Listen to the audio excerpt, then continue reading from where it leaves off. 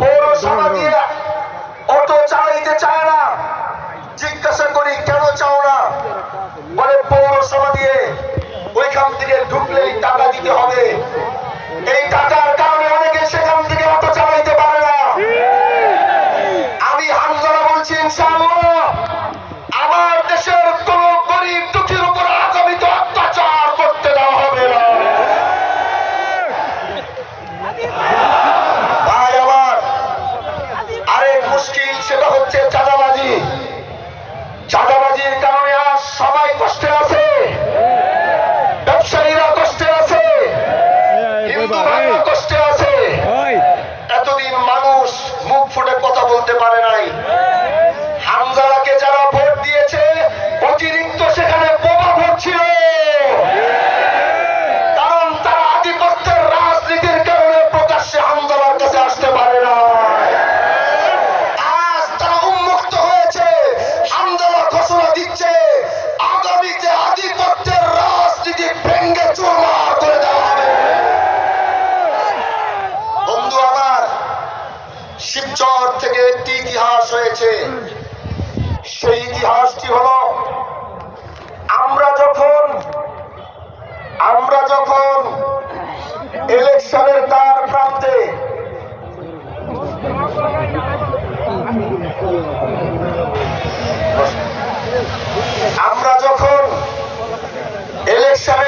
প্রান্তে চলে আসলাম, সেই মুহূর্তে এদেশের মানুষ, এদেশের একদল, তারা মনে করেছিল আরেক দলের ভোট নিয়ে তারা ক্ষমতায় চলে যাবে। ভাই আমার, সেটাই শিবচরের স্বাধীনতার 54 বছরের পর শিবচরের মানুষ প্রমাণ করে দিয়েছে আমরা নেতার কারণে আগামীতে আর ভোট দিব না। তারা নিজের ভোট নিজেরা দেওয়া শিখে গিয়েছে। ভাই আমার, আমি হামজালা কতদিন বাঁচবো জানি না, কিন্তু আমি মরে গেল এদেশের মানুষ হামজালাকে মনে রাখবে। যে ভালোবাসা হামজালা পেয়েছে, হামজালার হাতটা ধরার জন্য মানুষ যেমন পাগল হয়ে যায়, হামজালার এই বুকের সাথে বুকটা লাগানোর জন্য মানুষ যেমন পাগল হয়ে যায়, হামজালার সামনে এসে দাঁড়ানোর জন্য মানুষ যেমন পাগল হয়ে যায়, এগুলো তারা 100 কোটি টাকা খরচ করেও পারবে না।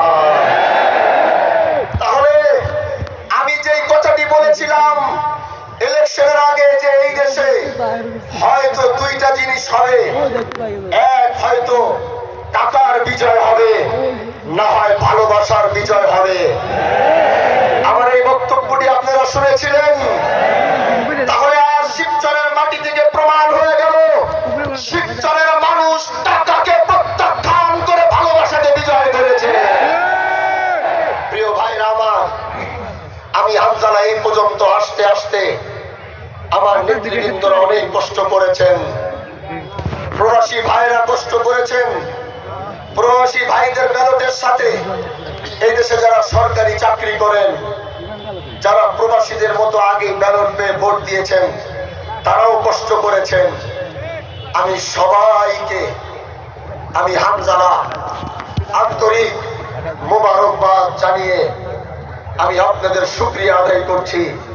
ইনশাআল্লাহ যেই ভোট আপনারা হামজালাকে দিয়েছেন, হামজালা সেই আমানতের খেয়ানত হতে দিবে না। হামজালা যে কথা বলেছিল যে আল্লাহ যদি কোনোদিন আমাকে নির্বাচিত করে, তাহলে হামজালা হযরত ওমর রাদিয়াল্লাহু তাআলা আনহু সেই 1400 বছর আগের সেই সোনালী যুগ পুরোটা যদি ফেরত না আনতে পারে, অন্তত সোনালী যুগের কিছুটা অংশ হয়ে শিবচরের মানুষ দেখবে। আমি বলেছিলাম যদি আমি নির্বাচিত হই, ওমরের মতো কাদের ভিতরে আটার বস্তা, গমের বস্তা হয়তো নিতে পারবো না, কিন্তু রাতের বেলা হয়তো এই শিবচরের মানুষ আমাকে তার দরজার সামনে দেখবে। রাতের আধারে হয়তো শিবচরের মানুষ হামজালাকে দেখবে যে হামজালা রাত 1টা বাজে তার দরজার সামনে দাঁড়িয়ে রয়েছে। এমনই এক ইলেকশন আর এমনই এক রাজনীতির সূচনা করার জন্য এসেছে। আমি আগামীতে কি করব জানি না, আপনাদের কাছে শুধু দোয়া চাই। কাল যেই খেলা শিবচরের মানুষ দেখেছে, আমার মনে হয় হানজালা নির্বাচিত হোক এরকম বাংলাদেশে হয়তো কয়েক কোটি মানুষ চেষ্টাও করেছিল। কত মা বোনরা রোজা রেখেছে হিসাব নয়, কত জনে আল্লাহ রাস্তায় সহযোগিতা করেছে, দান করেছে হিসাব নয়। তারপরেও তারা চেয়েছে হানজালা জাতীয় সংসদে যান। হাজী শরীয়তুল্লাহর বংশের রক্ত কোনদিন গাদ্দারি করে নাই, এটা আবার প্রমাণিত হয়েছে। এজন্য এই বংশ যেমন ব্রিটিশ বিরোধী আন্দোলন করেছে, এই বংশ যেমন অন্যায় অবিচারের বিরুদ্ধে রুখে দাঁড়িয়েছে। আমি আল্লাহকে বলেছিলাম, আল্লাহ হাজী শরীয়তুল্লাহ তার রূহ তো আমার ভিতরে আসবে না, তার রুহানিয়াতটা তুমি আমার ভিতরে ঢুকিয়ে দিও।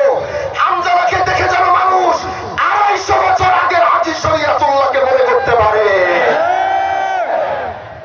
তার ন্যায় নীতি ইনসাফের সেই আদর্শ যেন আমরা ধরে রাখতে পারি, সেই আদর্শ যেন নিয়ে চলতে পারি। সেই দোয়া আমাদের জন্য করবেন ইনশাআল্লাহ। বলেন, সেই দোয়া আমাদের জন্য করবেন ইনশাআল্লাহ। আজকের এই গণজোয়ার শিবচরের রাজনীতির সমীকরণ পাল্টিয়ে দিয়েছে। আল্লাহর কাছে দোয়া করি, এত হাজার হাজার লক্ষ লক্ষ মানুষ যারা আমাদেরকে ভালোবেসেছে, আমি যেন তাদের আমানতের রক্ষা আমি হানজালা যেন করতে পারি। এই দোয়াটা আমার জন্য করবেন ইনশাআল্লাহ।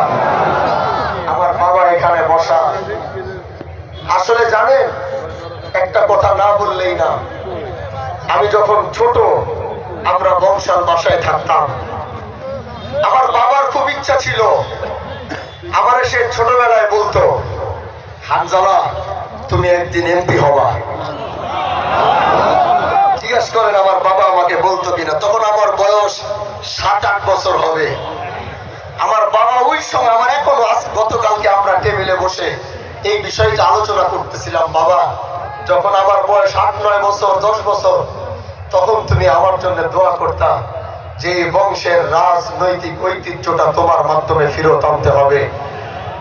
কারণ আমরা পীর হয়েছি ঠিক, অনেকে বলে হুজুরদের রাজনীতি করার কি প্রয়োজন, কিন্তু আমরা তাদেরকে বলি হাজী শরীয়তুল্লাহর বংশই তো দেশে রাজনীতির জন্ম দিয়েছে। এজন্য বাবা বলতো, কারণ দাদাজান রহমতুল্লাহ আলাইহি ইয়েমেনে ছিলেন, এমপি ছিলেন।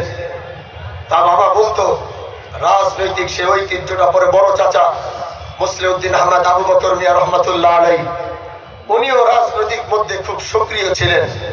ওনার পর থেকে এই রাজনৈতিক যে ধারাটা মুসলিউদ্দিন আহমদ আবু বকর মিয়া রহমতুল্লাহ আলাইহির পর থেকে পুরা দেশব্যাপী, বাংলাদেশ ব্যাপী যে রাজনৈতিক একটা ধারা আমাদের ছিল, সেটা অনেকটা চলে গিয়েছিল। বাবার সেই দোয়া হয়তো আজ থেকে অনেক বছর আগে ছিল, আল্লাহ হয়তো 2026-এ কবুল করেছে। এজন্য আমার সাথে এতদিন যা হয়েছে, আমি একটি কথা পরিষ্কার করে আপনাদেরকে বলে দেই, আমার সাথে এতদিন যা হয়েছে আমি এতটুকু বলতে পারি যে এই জিনিসটা আমার নিজের কন্ট্রোলে ছিল না।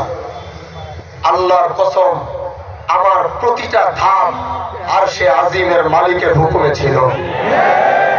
আমি রাজনীতির মাঠে আসতে চাই নাই, বিশ্বাস করবেন কিনা জানি না, আমি আসতে চাই নাই। আমার নেতৃবৃন্দ আমাকে জোর করেছে, বলছে ভাই আর মাত্র 7 দিন সময়, আপনি এখনই কি করবেন করেন। তাদের প্রেসারে পড়ে বাবারে জিজ্ঞাসা করলাম, বাবা বলে দেখো কি করা যায়। চেষ্টা করলাম, চেষ্টা করার পর 7 দিনের ভিতরে ডিসিশন নিয়ে 20 তারিখের মধ্যে নমিনেশন সাবমিট করলাম। তারপরে এই সাবমিট করার পরে 10-11 দলীয় জোটে, এই জোটের প্রার্থী আমি হব কি হব না এটা নিয়ে বিশাল গ্যাঞ্জাম করতে করতে গত মাসের 20 তারিখে এসে ঘোষণা হলো, 22 তারিখে ঘোষণা হলো আমি 10 দল থেকে পেয়েছি। যদি 22 তারিখে ঘোষণা হয় তাহলে গতকালকে পর্যন্ত কয়দিন ছিল? হ্যাঁ, 20 দিন। 20 দিনের মধ্যে 10 তারিখ পর্যন্ত প্রচারণা, তাহলে কয়দিন? 18 দিনে এই দেশের মানুষ শিবচরের রাজনীতির সমীকরণ পাল্টিয়ে দিয়েছে। মার্কা চিনাতেই তো 1 বছর লাগে, কিন্তু এই রিক্সার মার্কা আমার যুবক ভাইরা সবার কাছে চিনিয়েছে। ওরা এক একজন হানজালা হয়ে শিবচরের প্রতিটা বাড়িতে গিয়ে মার্কা চিনিয়েছে। প্রবাসী ভাইরা ভিডিওর মাধ্যমে, অনলাইনের মাধ্যমে মার্কা চিনিয়েছে। হাজার হাজার হানজালা তৈরি হয়েছে। আর বেশি লম্বা কথা বলবো না, আজকের মতো এখানে বিদায় নিব। সবকিছু ঠিক থাকলে হয়তো 2-1-এর মধ্যেই শপথ গ্রহণ করব। সেই শপথ গ্রহণ করার পর হাজী শরীয়তুল্লাহর সন্তান যখন বাংলাদেশ জাতীয় সংসদে দাঁড়াবে, একটি কথা বলেছিলাম, গোটা সংসদ তাকিয়ে দেখবে সে কে। ইনশাআল্লাহ গোটা বাংলাদেশ দেখবে। বিরোধী দল হোক আর দলীয় প্রধান হোক, তারা দেখবে যে এই কথা কাকে বলে। তার সূত্র টান দিতে গিয়ে দেখবে ব্রিটিশ বিরোধী আন্দোলনের অগ্রনায়কের সন্তান তারা।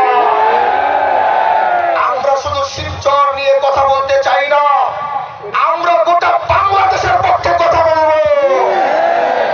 আমরা গোটা বাংলাদেশের মুসলিমদের পক্ষে কথা বলবো।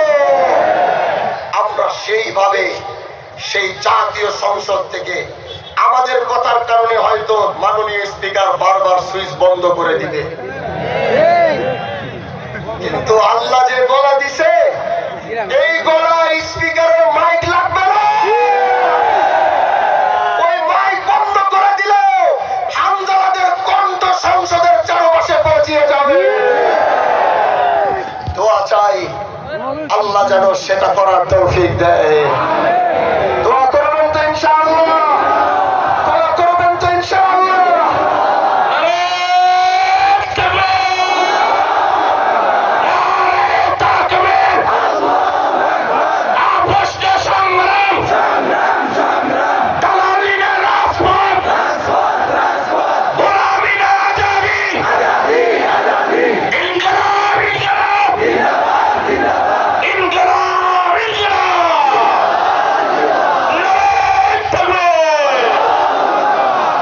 নাসরুম মিনাল্লাহ ওয়া ফাতহুন।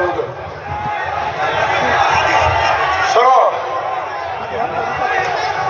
এই কথা আমি এই জায়গায় বলবো না, এই কথা আমি এই জায়গায় বলবো না। কোথায় বলবো সেটা আমি সিদ্ধান্ত নিয়ে রেখেছি। এখানে বললে কোনো কাজ হবে না, এখানে বললে আমার এই কথা বাংলার চারপাশে পৌঁছাবে না। জাতীয় সংসদ থেকে হাদির হত্যার বিচার চাবো। আমার বিরুদ্ধে বললে হাদির কথা সংসদ থেকে ততদিন বলবো যতদিন ওর বিচার না হয়। নাসরুম মিনাল্লাহ ওয়া ফাতহুন করিম ওয়া বাশশিরিল মুমিনিন। আসসালামু আলাইকুম ওয়া রাহমাতুল্লাহি ওয়া বারাকাতুহু।